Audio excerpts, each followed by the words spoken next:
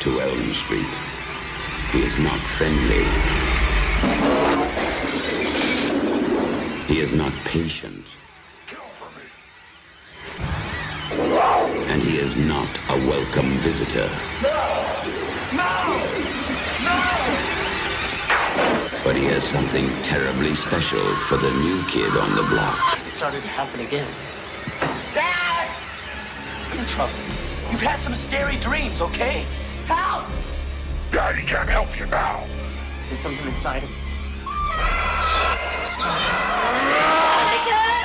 Fight him! You're not afraid of him. He doesn't even exist. Freddy Krueger is back on Elm Street. Get out of here, Lisa! Jesse, fight him! Watch out for him. He'll be in your neighborhood soon.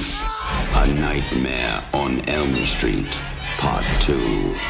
Welcome back to the 31 Days of Spooks. My name is Dylan Goebel, and today we're talking about A Nightmare on Elm Street 2, Freddy's Revenge. Released in 1985. It is not directed by Wes Craven this time, but is directed by a guy named Jack Shoulder. And of course, you got Robert Englund reprising his role as Freddy Krueger. Alright, so what is A Nightmare on Elm Street 2 about? Okay, so this new kid and his family moved into the Freddy Krueger house. And then he soon starts getting dreams with Freddy Krueger. And things are a little different this time. This one involves, like, Freddy possessing this guy. And, during the killings and whatnot. And, yeah, that's the movie, pretty much. What do I think about Nightmare on Elm Street 2? It's nowhere near as good as the first one. I do enjoy it still, though. This is easily the darkest film in the franchise. I can't recall Freddy really making any jokes in this movie, like, at all. This movie has a much darker and more sinister tone than the first movie did. And I really like it for that. This movie has some amazing atmosphere, and the kills are really good, too. This movie doesn't really go much into slasher movie mode until near the final act. This is more of like a supernatural horror with like some slasher elements sprinkled in every once in a while. And this movie's fun. There's some good atmosphere. There's some really good kills in this movie. And also, this movie has some amazing fucking practical effects work. I'm serious. Like, there's a part where like Freddy's just coming out of this kid and this kid doesn't die, but Freddy's just like ripping himself out of him, and he's just falling apart, and it looks all fucking grotesque and shit. That shit was great. And also there's some good blood in this movie too. I don't think it's as gory as the first one. It's still gorier than the average like R-rated slasher movie at the time. But yeah, it's just a really good fun slasher movie. Well, somewhat of a slasher movie. This movie has a huge cult following with the LGBTQ community, and that's because there's a lot of hints that the main character of this movie is gay. He goes into a leather bar where he meets his gym teacher. That's kind of a weird scene, but I digress. And there's also like he acts very flamboyant.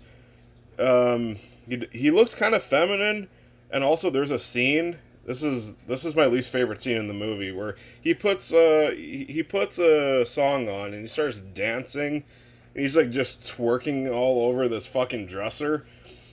I do like the fact that this movie delves into like some themes that were pretty taboo at the time. Some scenes it didn't really work to its advantage, but just that the film delves into themes like that, I think is commendable. This movie does it in a mostly very good way. I really like that about this movie. Movies like this and Sleepaway Camp are pretty progressive for their time, so I can respect that. And as for the kills, yeah, there's some great ones here. Like the gym teacher being killed in the shower and the shower start raining blood, that scene was good.